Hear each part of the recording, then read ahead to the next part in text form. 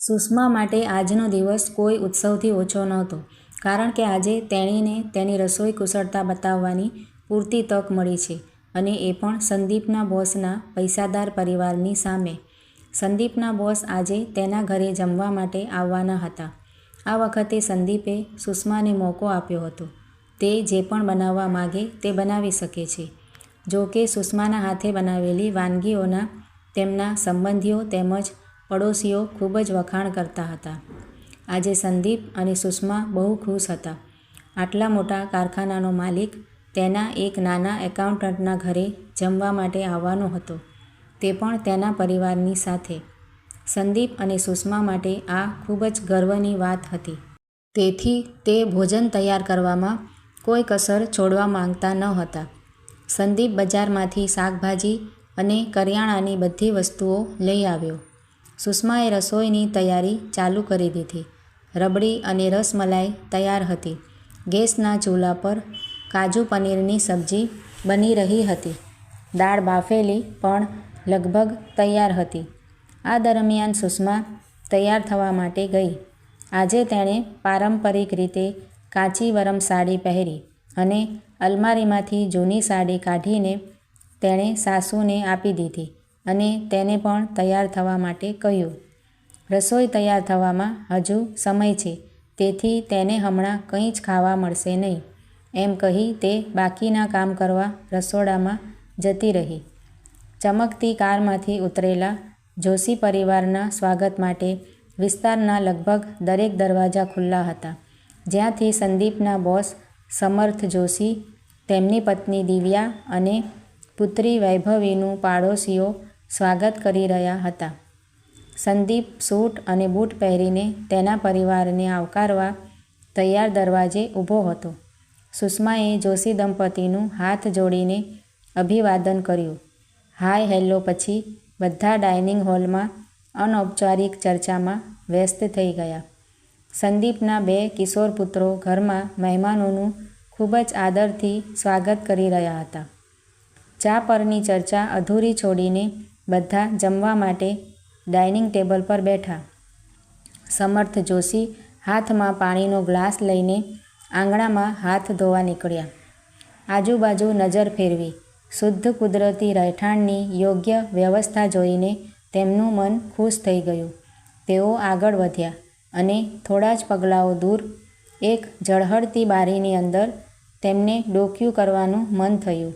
સમર્થ જોશીએ જેવું અંદર જોયું તો તેમના પગ સુન્ન થઈ ગયા, આત્મા કંપી ગયો અને આંખોમાંથી આંસુ વહેવા લાગ્યા.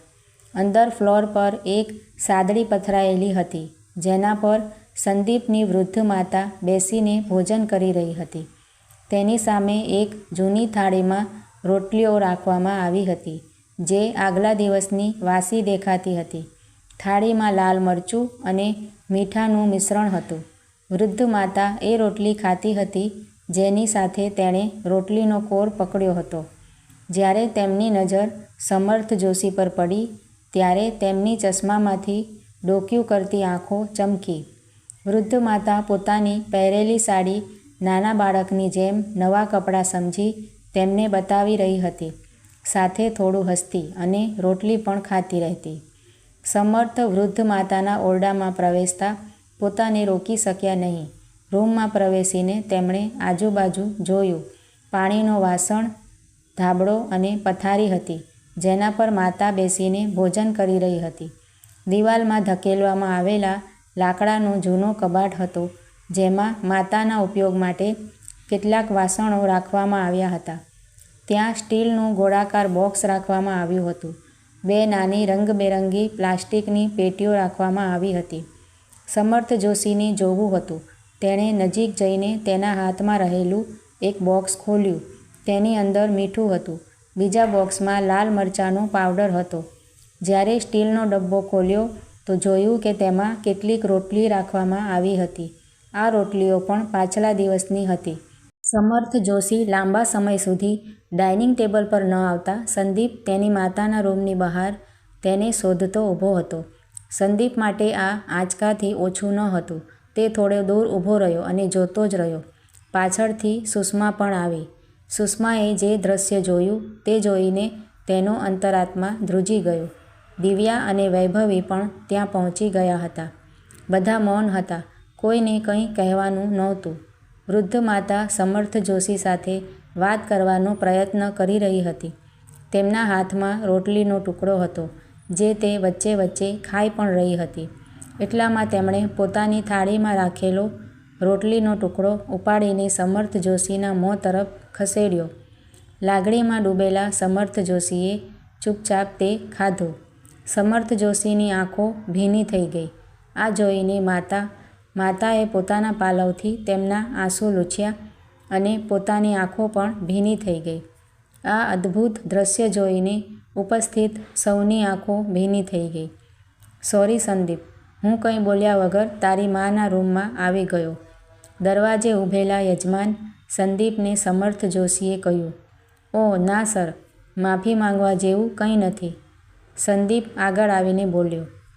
હું માતાને ભોજન પીરસવાનો જ હતો, પરંતુ ભોજન તૈયાર કરવામાં થોડો સમય લાગ્યો. સુષ્માએ અટકાવ્યું. અને જ્યારે માતાને ખૂબ ભૂખ લાગી ત્યારે તે ભૂખ સહન કરી શકતી નથી.